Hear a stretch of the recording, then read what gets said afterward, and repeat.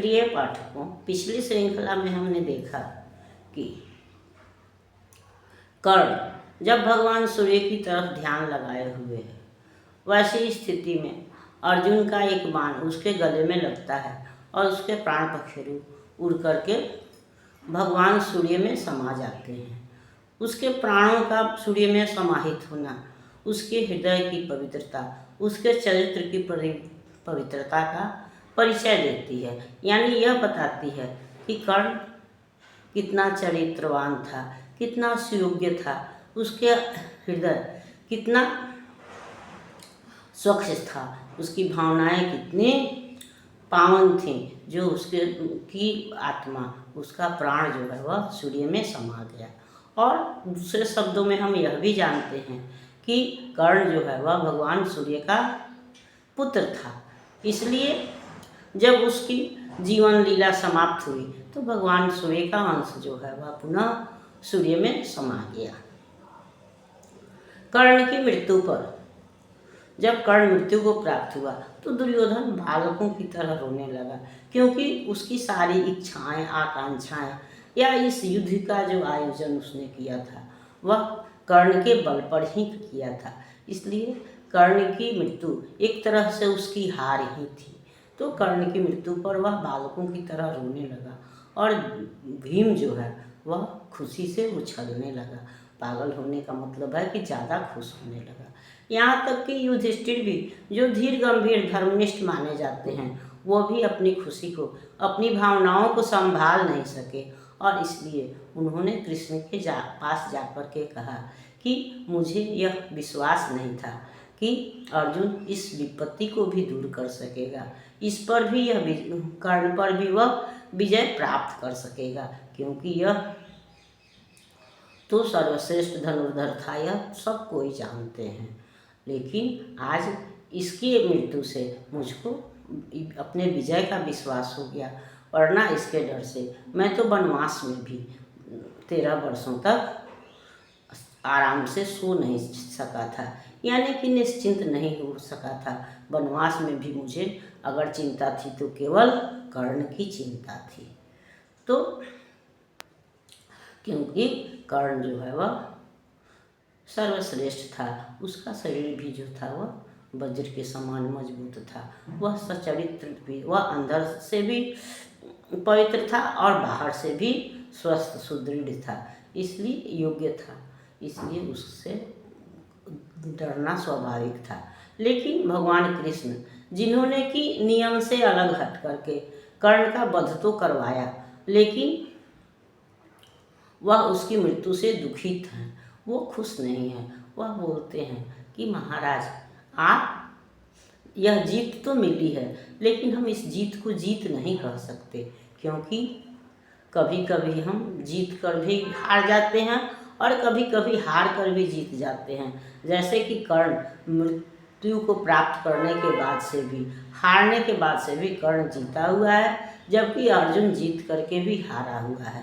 क्योंकि जीत केवल जीत जाना नहीं है, बल्कि उसका उद्देश्य, उसका रास्ता क्या है, इस पर भी विचार करना होता है। अगर हम गलत रास्ते से कोई उपलब्धि प्राप्त ही भी कर लेते हैं तो वह हमारी उपलब्धि नहीं कही जाती है, और अगर सही रास्ते पर चलकर के हम कष्ट भी उठाते हैं तो वह वंदनीय होता है, या जो भी सज्जन व्यक्ति हैं, सच्चरित्र व्यक्ति हैं, वह हमारी प्रशंसा करते हैं। तो यही बात कर्ण के साथ भी लागू होता है कि कर्ण जीत करके भी हारा है, क्योंकि वह सद्धर्म पर है, सही रास्ते पर है, और अर्जुन ने गलत मार्ग से जाकर के कर्ण को मारा है, उसको मृत्यु प्रदान की है। इसलिए यह जीत जो है वह वंदनीय नहीं है। इसके अलावा वह शत्रु भले था, लेकिन वह सद्गुणों से युक्त था। वह दीनों का, दलितों का, स्त्रियों का सहायक था, समुद्धारक था। वह आजीवन उसको द्रौपदी के वस्त्रहरण का समर्थन करने का दुख रहा। उसका हृदय जो था वह निर्मल था, वह सर्वश्रेष्ठ दानी था। अंततः उसने अपना जीवन भी दान करके मृत्यु को प्राप्त किया। वह कृष्ण उसके दान को या उसके बलिदान को याद करते हुए कहते हैं कि वह जानता था कि कवच और कुंडल ही उसके रक्षक हैं। उसके दान करने के बाद से उसकी मृत्यु निश्चित है। उसके बाद भी उसने कवच और कुंडल का दान भगवान इंद्र को कर दिया, और इंद्र ने जो एक अग्नि दिया था उसका प्रयोग उसने घटोत्कच पर कर दिया। और तो और स्वयं जब माता कुंती ने अपना परिचय देते हुए उसको यह बतलाया कि पांडव तुम्हारे अनुज हैं, तुम्हारे छोटे भाई हैं, इसलिए उनके साथ तुम युद्ध नहीं करो। तो वैसी स्थिति में भी कर्ण, हालांकि यह प्रश्न तो करता है कि क्या सदैव पुत्र ही देता रहेगा, कभी माता भी कुछ देगी, लेकिन इसके साथ ही साथ वह कुंती को यह वचन देता है कि वह अर्जुन को छोड़कर किसी पांडव का वध नहीं करेगा। और यही कारण है कि युधिष्ठिर, भीम, नकुल और सहदेव को बार बार बस में लाने के बाद भी वह उनको मारता नहीं है, उनको छोड़ देता है, जिसके लिए शल्य भी उसका उपहास करते हैं कि वह अर्जुन से डरता है।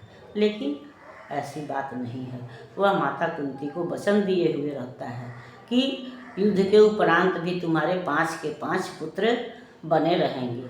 अगर मैं अर्जुन को मारता हूँ, जो कि संभव नहीं है क्योंकि उसके साथ कृष्ण हैं, तो मैं युद्ध जीतने के बाद से तुम्हारे पास आ जाऊंगा, क्योंकि मैं दीनों का, दलितों का नेता हूँ, दलितों का सहारा हूँ, इसलिए मैं दुर्योधन का सहजेता नहीं बनूंगा।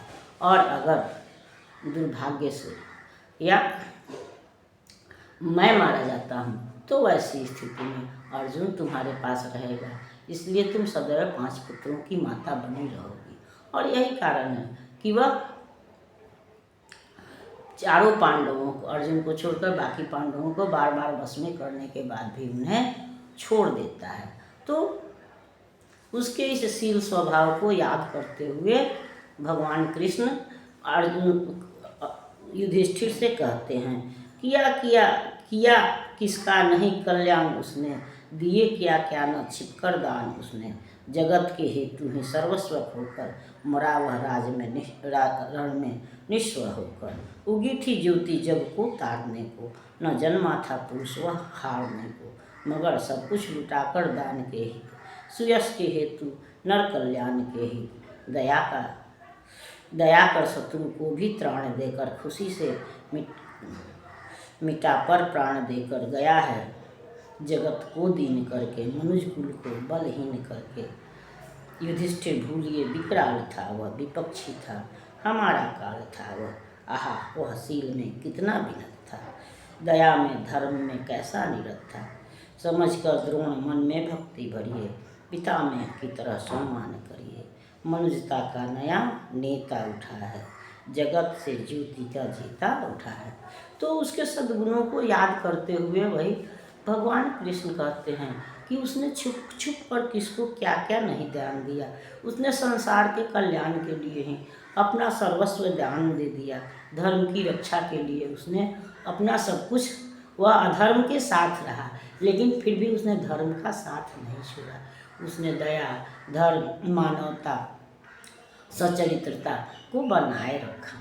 उसका की मात्र एक गलती थी कि वह दुर्योधन के साथ था, तो वह विश्व का जेता था, वह हारने के लिए जन्म नहीं लिया था उसने, लेकिन दान में सब कुछ दे करके उसने मृत्यु का वरण किया है। लेकिन इसलिए यह मत सोचिए कि वह हमारा शत्रु था, बल्कि उसके शील को, विनय को, उसकी योग्यता को याद कीजिए, उसकी सचरित्रता को याद कीजिए। और जिस तरह से आप पितामह भीष्म या द्रोणाचार्य को सम्मान देते हैं, उनकी मृत्यु पर दुखी होते हैं या श्रद्धा सुमन अर्पित करते हैं, वही भावना जो है वह कर्ण के लिए भी भरिए। और दूसरे शब्दों में हम यह भी कह सकते हैं कि युधिष्ठिर को यह तो पता नहीं था कि कर्ण उनका अग्रज है, उनका बड़ा भाई है, लेकिन अप्रत्यक्ष रूप से कृष्ण उसको समझा देते हैं कि वह पितामह भीष्म और द्रोण के समान ही आपके लिए आदरणीय है, इसलिए उसका आदर कीजिए, उसकी मृत्यु का सम्मान कीजिए, क्योंकि आज वह विश्व विजेता बन सकता था, लेकिन केवल दान के लिए, विश्व कल्याण के लिए उसने मृत्यु का वरण किया है, इसलिए उसका उसकी मृत्यु भी जो वह सम्मान के योग्य है। और दूसरे शब्दों में कहें तो दिनकर जी ने कर्ण को इस रचना के माध्यम से सम्मानित ही किया है, उसकी योग्यताओं को ही हमारे सामने उपस्थित किया है, प्रस्तुत किया है। अब आज यह रचना समाप्त होती है। अगली श्रृंखला में हम अगली रचना के साथ प्रस्तुत होंगे। तब तक यह श्रृंखला आपको पसंद आती है तो इसको लाइक कीजिए, सब्सक्राइब कीजिए। मिलते हैं अगली श्रृंखला में, तब तक के लिए धन्यवाद।